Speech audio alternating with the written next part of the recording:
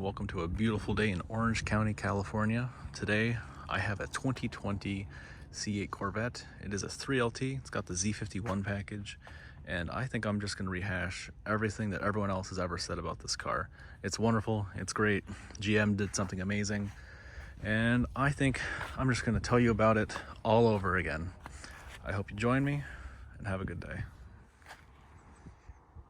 Obviously, the massive change in this vehicle from the last generation is engines in the back, which honestly, I think I can speak for everyone. I say very welcome change, although maybe not for the hardcore Corvette enthusiasts, because, you know, not front end engine anymore, and apparently that matters.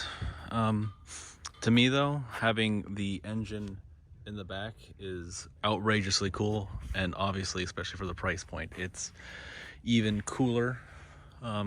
This one was a 3LT, so obviously it's not, you know, the entry version you can get, but these things are cheap. I mean, you know, relative to sports cars, and especially relative to everything in its price point, I don't think you can get any better than this.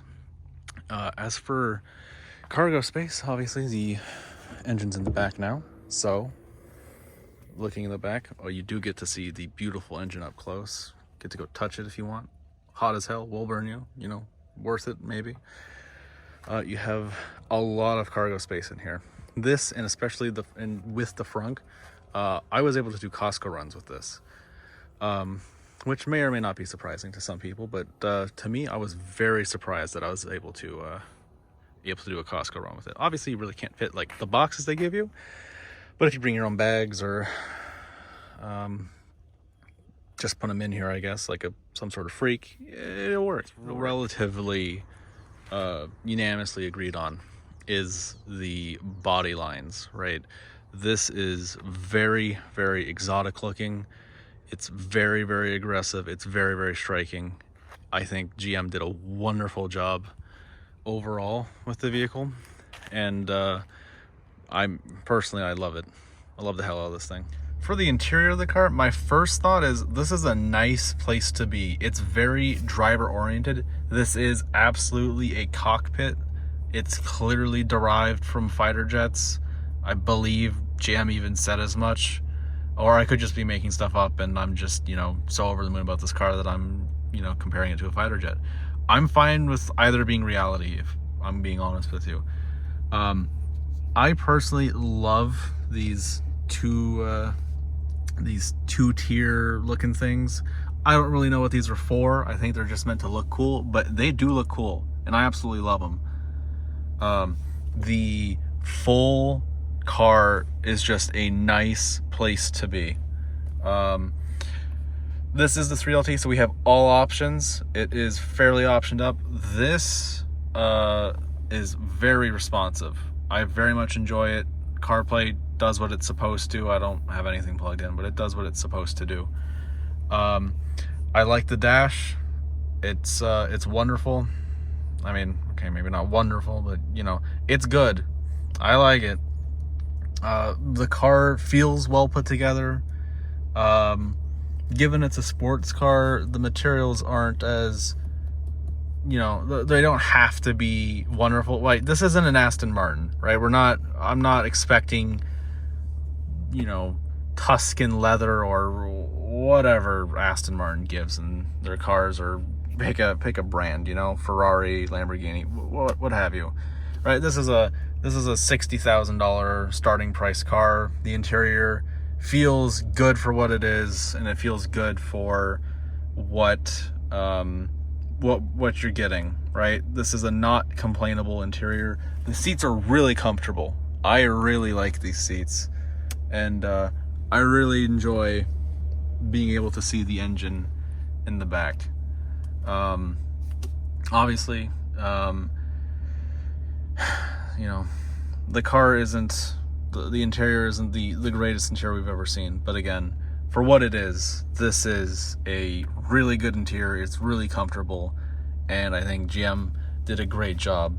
I cannot understate how cool the cockpit-oriented feel is. It makes you feel like you're a pilot, right? It gives you the dream you always wanted to, unless you live the dream you always wanted to have as a child. I'm speaking for all children when I say we all wanted to be fighter pilots. And I'm right. 100%. You all want it to be fighter pilots. And this lets you do it. It lets you do it. So for today, I think I'm going to be driving in manual mode. Living in Z mode gives you high enough revs that's kind of fun, but me personally, I like shifting my own gears. Much like I imagine most car enthusiasts that would buy a Corvette, not the older crowd. The car sounds good enough. I think the Symphony GM gave us is pretty cool. It's obviously not, a god tier sort of exhaust, but I wouldn't really expect god tier exhaust out of just the Z51. Obviously, the flat plane crank in the Z06 is a whole nother tier of tomfoolery, but this car's good enough.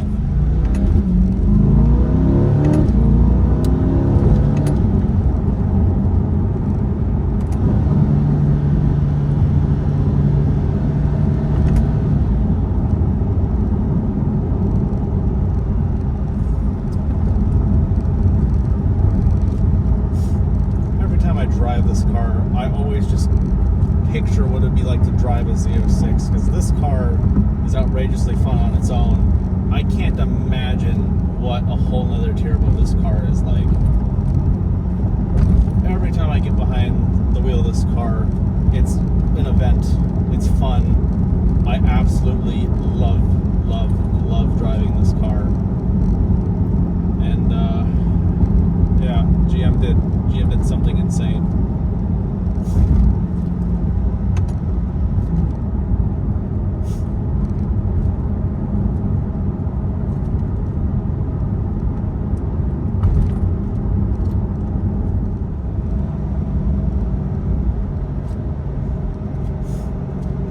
Every time I drive this car, the downshift pedal speaks to me. It whispers in my ear like the Green Goblin mask. Every single time, it just wants me. It's telling me just downshift, just to hear the exhaust backfire. I don't know how well you guys can hear it inside the cabin, but with the windows down, you get this thunderous. You get this thunderous noise that's, me personally, very, very, very addicting.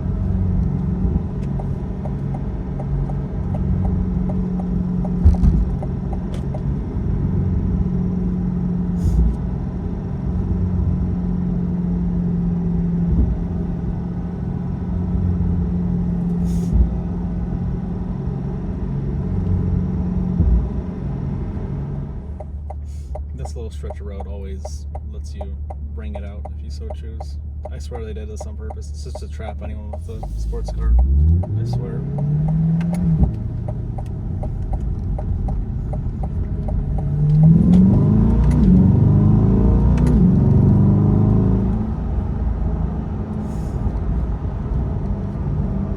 If I had any complaints about this car, it'd be how quick it is to go to jail speed. Being able to just be cruising along and suddenly be doing like 75 in third is not something people should. I'm not gonna say something people should want, but like it's there, and it'll get you in trouble, I'm sure.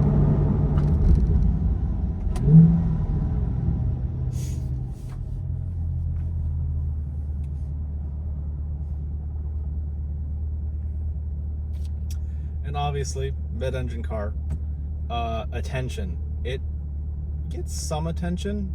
I've driven another Corvette. I drove a hardtop convertible. That got a lot more attention than this one's gotten. I was in a parking lot with Ferraris and Lamborghinis, and as circle jerky as this is, people were coming up and taking pictures of the Corvette, which is ridiculous, given the stature of the cars that were in the parking lot. But it gets attention. This one's black on black. I think it's a little bit more sedated looking. I think it looks, I've been told it looks meaner than the other one I drove, but it feels a little bit more muted than the white on black Corvette I had driven before. But yeah, no, you will get other sports car drivers pulling up next to you, driving on 5, Mustangs and Corvettes, all just parade around you.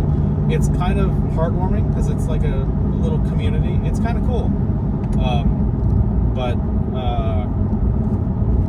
you do get it's mostly from other enthusiasts. The layman does think it's cool though. They'll take photos of it.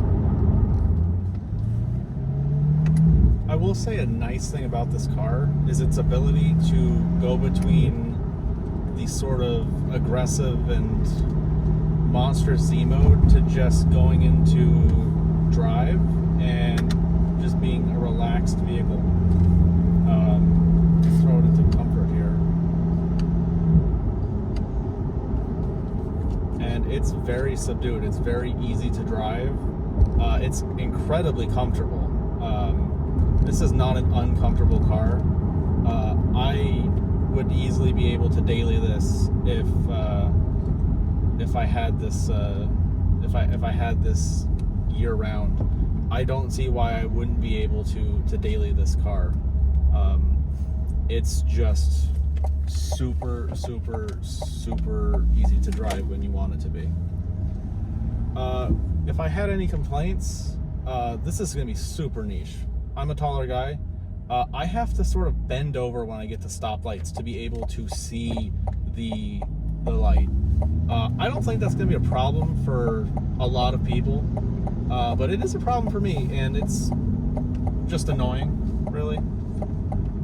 Also, my elbow hits the center console when I'm steering. It's nice when it's sort of relaxed driving because I can just lean it there and I don't have to keep my arm up. But when I'm driving, I hit it and it's annoying.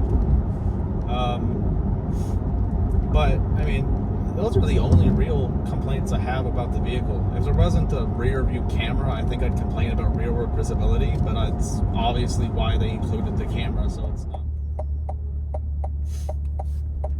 I will say, I know the lack of a manual really bothered a lot of people. It bothers me too. I much prefer 3 pedals.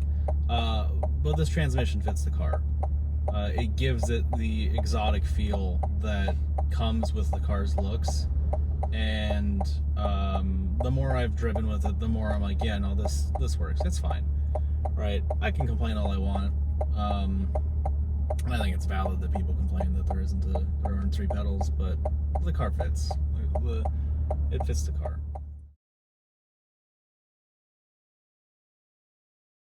That crow right there really doesn't want me to do anything. He's just barking away, or whatever crows do. Caw. Yeah, caw.